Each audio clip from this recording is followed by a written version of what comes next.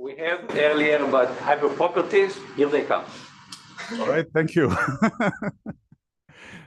So, hyperproperties are a generalization of trace properties. A trace property is a set of traces. A hyperproperty is a set of sets of traces. And the system satisfies a trace property if its set of traces is contained in this set of correct traces. In a hyperproperty, it's the set of traces of the system that needs to be an element of the hyperproperty. So we already got a quick introduction on this from Onar. A really strong motivation for this generalization, of course, comes from Meltdown, Spectre, and similar attacks.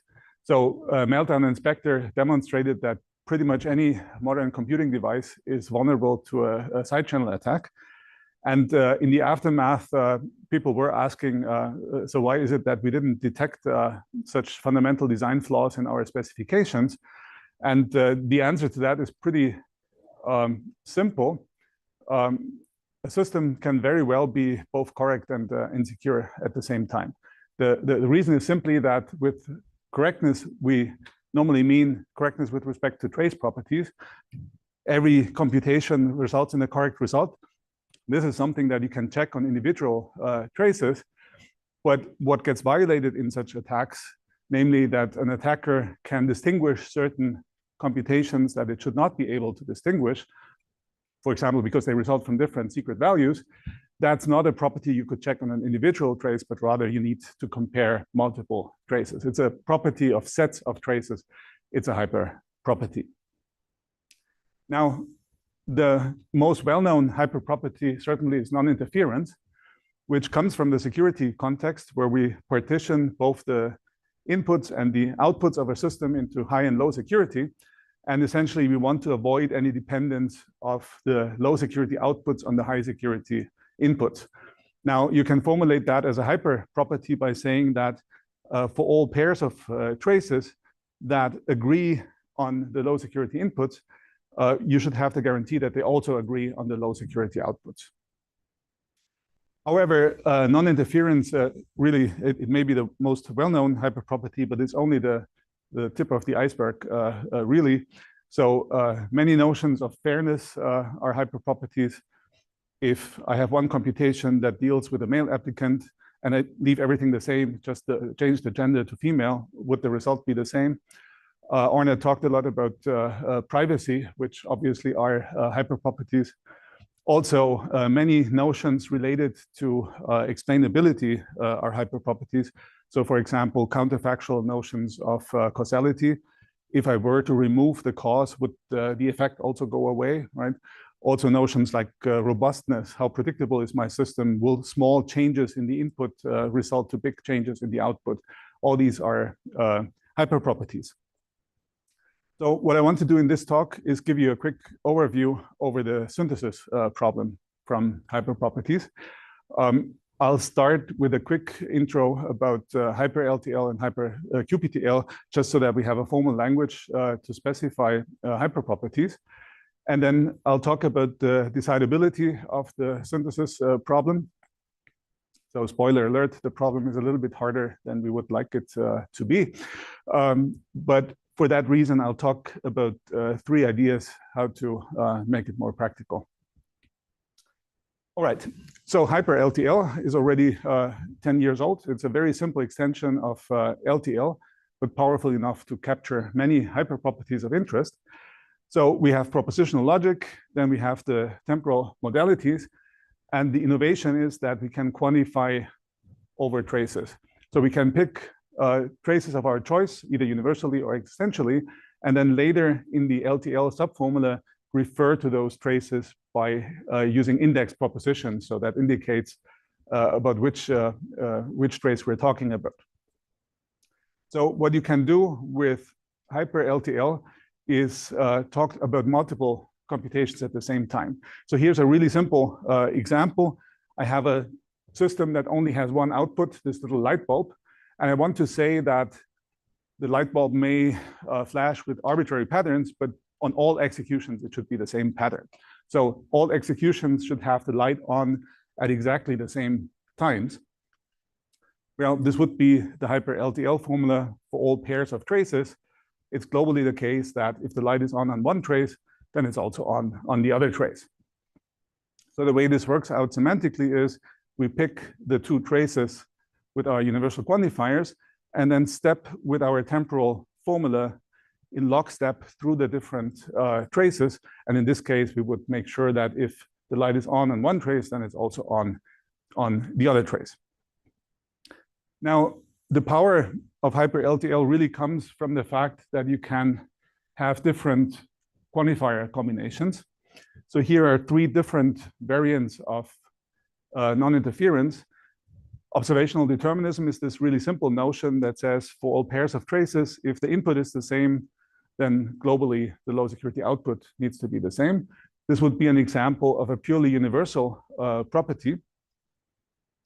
Non-inference is a slightly more complicated property where we have a for all exists quantifier alternation. So here the idea is that no matter what trace you start with, you can find another trace where the high security input has been set to a constant value. So think of your app on your mobile phone where you set the address book to empty, and you say that the behavior, the observable behavior should be the same even if the address book is empty, right? So we put it to a constant value and yet demand that the low security behavior is the same. And generalized non-interference would be a slightly more complicated example where we have two universal and one existential quantifier. So the idea is that we want to deal with non-determinism, and generalized non-interference says that we can mix high security and low security behavior arbitrarily. So we take one trace pi where we look at the high security inputs, and one trace pi prime where we look at the low security inputs and low security outputs.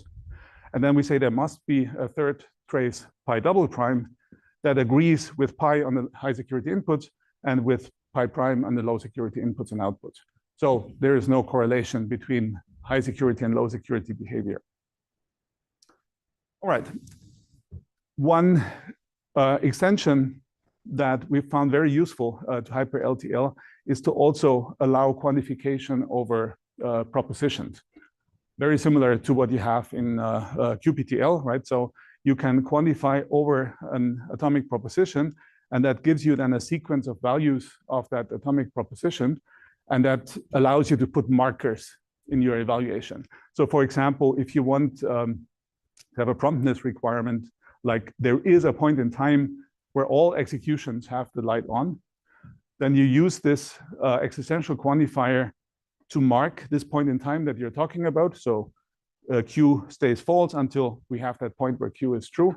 And then we require that at this point in time, actually all traces have the light on. So in this way, we can uniformly choose the same point in time over all traces, right? So again, here we have a pure LTL subformula where we say Q stays false until it becomes true. And at that point, also the light needs to be on, and afterwards Q is set to false. All right, so this is the language we're going to use to describe hyperproperties. And now let's talk about the decidability of the problem. So the synthesis problem is, of course, given a specification in this logic. We partition the propositions into inputs and outputs, and we ask if there is a strategy tree that satisfies the hyperproperty in the sense that its set of traces satisfy the hyperproperty.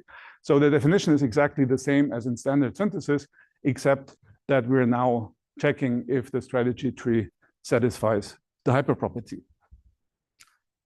Now, the first and important observation is that this synthesis problem subsumes the synthesis problem for distributed systems, which we know to be undecidable. And actually, all the decidability and undecidability results immediately follow from that connection. So in distributed synthesis, we have the specification, let's say an LTL formula, and we have this architecture which gives you a set of processes, and each process has a certain set of variables it can read from, and a certain set of variables it can write to. And we're asking if there's a strategy tree for each process in the architecture, such that when you combine those strategy trees, you have something that satisfies the LTL formula.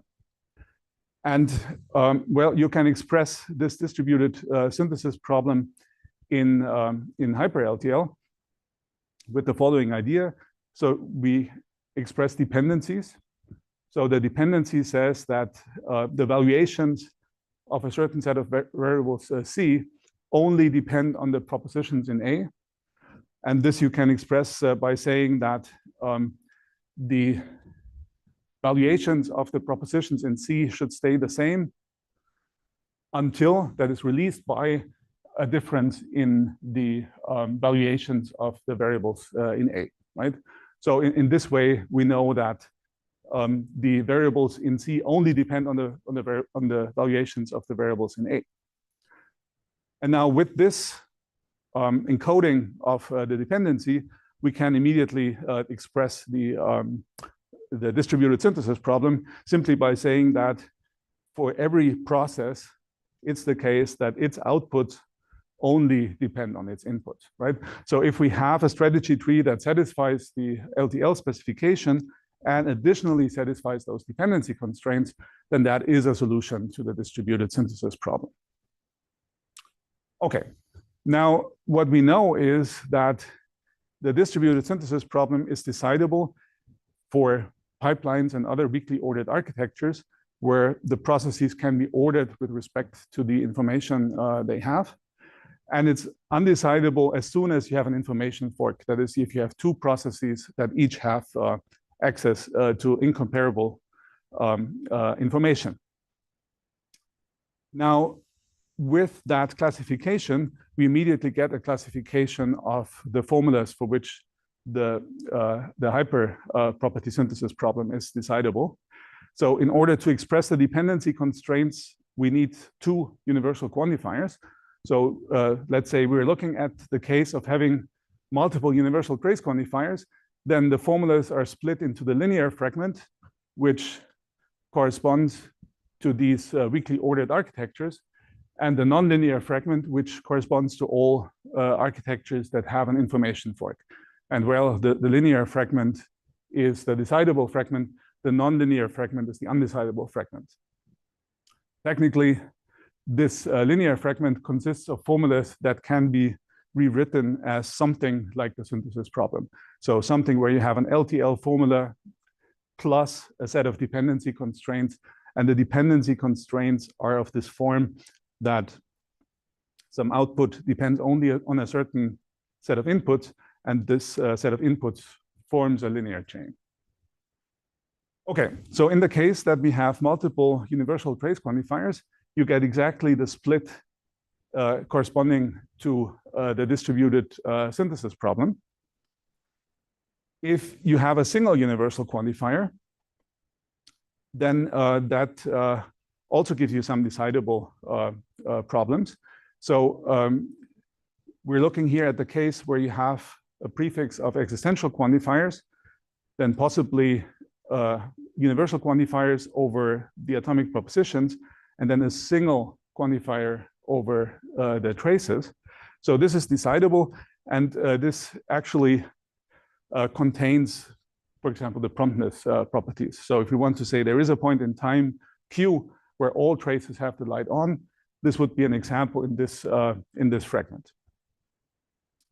Now, the way you show that this is decidable is you again bring it to a distributed synthesis problem.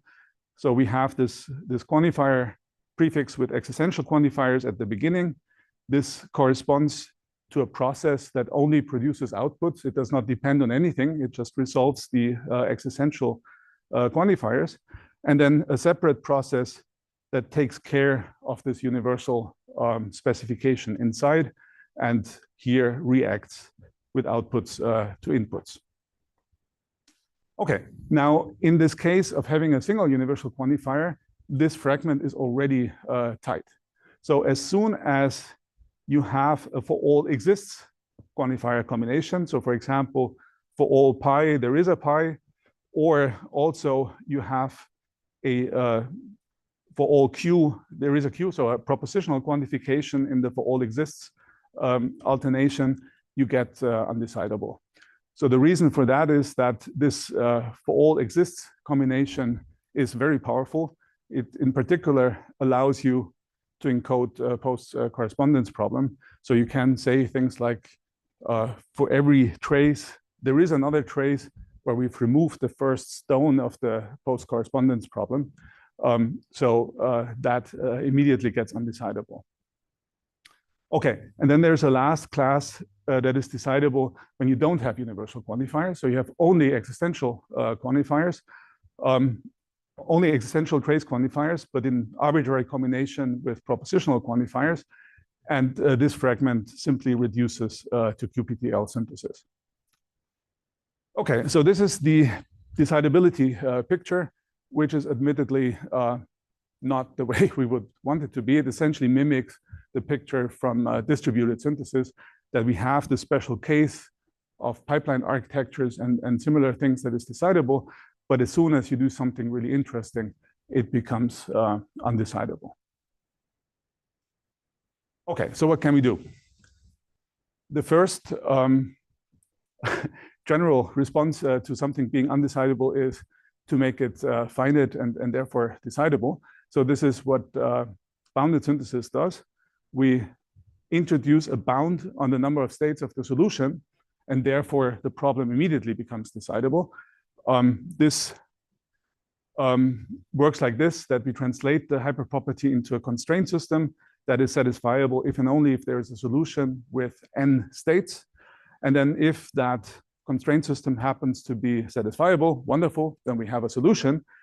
If not, well, then we only know that it didn't work with the given number of states. So we may have to increase the bound and try again. Still, this works pretty well as long as the systems you're building are not too large, right? So an example where this works very nicely is the Dining cryptographers puzzle, where I'm sure you know the puzzle. We have the cryptographers sitting around a table, and well, there's also the NSA, and we want to make sure that each one of the cryptographers or the NSA could potentially pay for the meal, but we want to make sure that we know whether it was the NSA or the cryptographers who paid for the meal. And for that purpose, the cryptographers have secrets they can exchange behind the menu with their neighbors. And then each of them makes an announcement. And with that announcement, we make sure that an observer hearing the announcement, well, will know whether it was the NSA or one of the cryptographers who paid, but the observer will not be able to tell which one of the cryptographers paid for the meal. So only cryptographer A knows whether she paid, likewise for B and C, right? So this is an example for this highly tricky information flow problem. And when you give this to bounded synthesis, then you get a solution in about a minute. So this works really well because the solution is tricky, but small. Now, often you're not so lucky that your solution is small, and this would work. So one other observation we've made is that in practical synthesis problems, you often have a combination of trace and hyperproperties. So this is an example from an election smart contract. So we have trace properties like the candidate with the most votes is the winner, or also temporal properties like after the election closes, there are no more votes. And then there are hyperproperties. So for example, if you swap the votes for A and B, then, well, also the winner is swapped. Or determinism, the same sequence of votes will always lead to the same winner. Also interesting, no harm. So if you change a vote from B to A, and previously A was the winner, then after the change, it can't be that suddenly B is the winner, right? Because you took away a vote from B. So you might have some. Pardon? This is real. Well, in the US, different rules apply. That's true. Anyway, so you might have such hyperproperties as your background specification, what you consider a valid election contract, and then you have specific trace properties that govern the contract that you're trying to synthesize. So what happens in such a situation is that often the dominant part of the specification is not actually on the hyper side, it's on the trace property side, but you still have to take care of the hyper properties. So what we've done is we have first eliminated hyperproperties that don't play a role. Many of these hyperproperties are already implied by the trace properties, or they simplify to trace properties in the context of the trace property specification. So if that happens, we don't actually have to treat them as hyperproperties, but rather we can move them to the trace properties.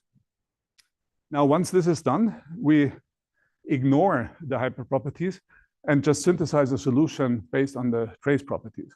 So this gives you an overapproximation of your final solution because it will satisfy the trace properties, but not necessarily the hyperproperties. So if this is a safety specification, you get a permissive strategy, a non-deterministic strategy that is guaranteed to satisfy the trace properties. And only then do you look into the hyperproperties and repair the resulting permissive strategy until you're guaranteed to satisfy both the trace properties and the hyperproperties. So this then gives you the final implementation. And if you look at the numbers this works actually quite well in synthesizing smart contracts. There is a first phase where you just do the trace property-based synthesis. And then there's a second phase where you do the repair with respect to the hyperproperties. Now, how difficult this repair is depends on a number of factors. First of all, how many and how difficult your hyperproperties are. Also, how non-deterministic your system is that you get out of the first phase. So if you have very little non-deterministic behavior and few hyperproperties, then this is extremely fast. But of course, it can get much more expensive. Essentially, it depends how often you need to re-verify that whether you now have to have the correct solution or not. Okay. Now, a third idea is compositional synthesis. So in compositional synthesis, we have, again, a distributed system, and we want to build solutions for each component. And ideally, we want to do that independently. So rather than building a solution for the distributed system in one go, we split up the specification in one for each of the components and then build them separately. Now, the challenge in the splitting up the specification is that we need to find an assumption about the rest of the system that actually allows us to find a local solution. And hyperproperties can be really helpful for this. So to show you one example, if we want to transmit a bit from a component A to a component B, so my specification would say that the input is the same as the output that you produce in 2 steps, then this is something that you would normally find very difficult to handle in a compositional way, because there's really no good distribution of this specification onto the 2 components, right? We might want to say that component A should just copy the input to the channel so that component B then can output it. But this would not be a necessary requirement to satisfy, because component A could also just transmit the complement of the input to the channel, and then process B would have enough information to satisfy the specification. So hyperproperties help here because you can actually capture the requirement that component B needs to place on component A. And that requirement is that, well, the information about the input arrives at component B. Or in other words, if the inputs that go into component A are different, then what you observe on the channel should be different. This is the requirement that component A needs to satisfy so that component B can be synthesized. So what we do in this information flow guided synthesis is we generate this type of assumption, and then build a local solution for component A that satisfies this guarantee, and then a local solution for component B that satisfies the specification provided that this information flow assumption is satisfied. All right, so this is a quick, a quick overview of experimental results. So you compare this compositional approach to synthesis with more standard approaches for distributed synthesis. So this is a direct encoding of the distributed synthesis problem as a hyperproperty. This is a specialized solver for distributed synthesis. And of course, once you find such assumptions, the compositional approach is much more scalable. Right. So synthesis from hyperproperties is exciting and powerful. You can express very interesting properties with this. In theory, it's hopeless. It's undecidable. And even in the undecidable cases, it's, as we know from distributed synthesis, very expensive. In practice, we do have alternatives that are interesting. Bounded synthesis, if your solution is not too large. Synthesis via repair, also we'll talk about repair in a few minutes, is a very, very interesting approach. And most of all, however, I think it's a fantastic opportunity for compositional synthesis. Because if we have any hope of scaling this to larger systems, then it will have to be compositional. And with hyperproperties, for the first time, we can actually capture these assumptions that we need to make compositionality work. All right, thank you very much.